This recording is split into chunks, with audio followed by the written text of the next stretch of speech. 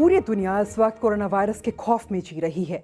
2,92,92,00,000 से भी ज्यादा लोग इस बीमारी से संक्रमित हो चुके हैं। लेकिन कोरोना से भी ज्यादा बड़ा एक खतरा है जो इंसान की तरफ बहुत तेजी से बढ़ रहा है, और अगर हमने उस तरफ ध्यान नहीं दिया तो ऐसी तबाही मचेगी जिसकी कल्पना भी नहीं की जा सकती। कवर स्टोरी में आज उसी खतरे की बात।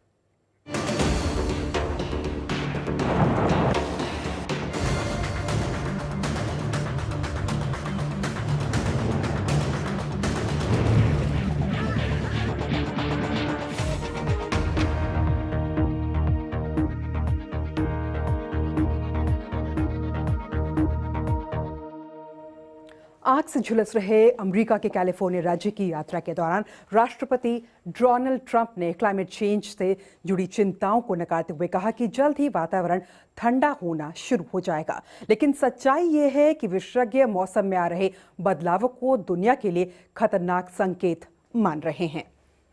विनाशकारी जंगलों की आग, झुलसा देने वाली गर्मी और तबाही मचा देने वाली बाढ़, मौसम के ऐसे खतरनाक पहलू सुर्खियां बने हुए हैं। बीते हफ्ते की 8 सितंबर की दोपहर को ये था अमेरिकी शहर सैन फ्रांसिस्को का हाल। जंगल की आग से उठे धुएं और राख ने सूरज की रोशनी तक को ब्लॉक कर दिया था। चारों तरफ अंधकार और धुएं के गुब्बार के अलावा कुछ भी नजर नहीं आ रहा था। अमेरिका के पश्चिमी राज्य में कई हफ्तों तक भीषण गर्मी पड़ने की वजह से मौसम बेहद गर्म और सूखा हो गया, जिसकी वजह से आग लग गई। इस साल कैलिफोर्निया की डेथ वैली में दुनिया का अब तक का सबसे ज्यादा तापमान रिकॉर्ड किया गया, 54.4 डिग्री सेल्सियस। गर्मी की वजह से कैलिफोर्निया में ब्लैकआउट हो गया था, क्योंकि इतनी भीषण गर्मी की वजह से एयर कंडीशन का बहुत ज्यादा इस्तेमाल होने लगा और पावर प्लांट्स बढ़ी हुई बिजली की मांग को पूरा नहीं कर पा रहे थे। और दुनिया के एक दूसरे कोने में मौसम की मार एक और दूसरा पहलू नजर आया। सूडान में हुई भारी बारिश की वजह से नील नदी का जलस्तर रिकॉर्ड लेवल पर पहुंच गया था। इसकी वजह से दर्जनों लोग मारे गए और हजारों लोगों को अपना घर छोड़ना पड़ा। बारिश से हुई तबाही के बाद सूडान की सरकार ने 3 महीने का आपातकाल लागू कर दिया और पृथ्वी के दोनों ध्रुवों पर बर्फ की मोटी चादर पिघल रही है। आर्कटिक में हर 10 साल में बर्फ 13% की रफ्तार से पिघल रही है। इससे समुद्र का जलस्तर बढ़ रहा है और ये जनजीवन के लिए खतरे की बात है। तमाम स्टडीज ने जताया है कि इसकी वजह से शताब्दी के अंत तक 1,60,00,000 लोग सालाना तटों पर आने वाली बाढ़ की चपेट में आ सकते हैं। अमेरिका के वेस्ट कोस्ट में लगी आग से अब तक 30 लोगों की जान जा चुकी है और करीब 50 लाख एकड़ जमीन भी जल चुकी है। कैलिफोर्निया, ओरेगन, वॉशिंगटन अगस्त की शुरुआत से ही धधक रहे हैं। ओरेगन का हाल बता रहे हैं बीबीसी संवाददाता अलीम मकबूल। ये धुएं से भरी किसी डरावनी जगह पर जाने जैसा है। आग लगने के बाद से यहाँ चुनिंदा लोगों को ही आने दिया गया है। ज्यादातर लोग जो हो सका वो साथ में लेकर यहाँ से किसी तरह से निकल गए। फिर भी तमाम लोगों को अपनी जानें गंवानी पड़ी। हमने लैरी जैसे कुछ लोगों को बेसुध हालत में भटकते हुए पाया। इस बैग के अलावा मैंने सब कुछ खो दिया, सब कुछ। मेरे पास बीमा भी नहीं था। मुझे छोड़कर हर किसी के घर का बीमा था। आग लगने के साथ ही आई तेज हवाओं ने लपटों को और भयंकर रूप दे दिया। नतीजा ये हुआ कि राज्य का एक बहुत बड़ा इलाका इस विनाश की चपेट में आ गया। हमने लोगों को ये कहते सुना कि वो अपनी जान बचाने के लिए भाग रहे थे, लेकिन जब हम खुद सड़क पर आए और हमने वो भयानक मंजर देखा, तब हमें समझ में आया कि वो लोग किस बुरे सपने से दूर भागने के बारे में बात कर रहे थे। राष्ट्रपति डोनाल्ड ट्रंप के डेमोक्रेटिक प्रतिद्वंदी जो बाइडेन उन्हें जलवायु अपराधी बता रहे हैं। बाइडेन ने इसे जलवायु परिवर्तन का नतीजा बताया है। लेकिन कैलिफोर्निया में जायजा लेने पहुंचे राष्ट्रपति ट्रंप ने कहा, ये समस्या कहीं और है। This is one of the biggest burns we've ever seen, and we have to do a lot about forest management. Obviously, forest management in California is very important. There has to be good, strong forest management, which I've been talking about for 3 years with the state. So hopefully they'll start doing that.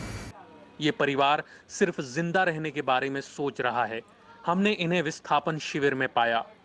पिछले 1 हफ्ते में ये 3 अलग-अलग जगहों से आग से जान बचाकर भागे हैं। My mom had 10 minutes to get out. मेरी माँ के पास उस जगह से निकलने के लिए सिर्फ 10 मिनट का वक्त था।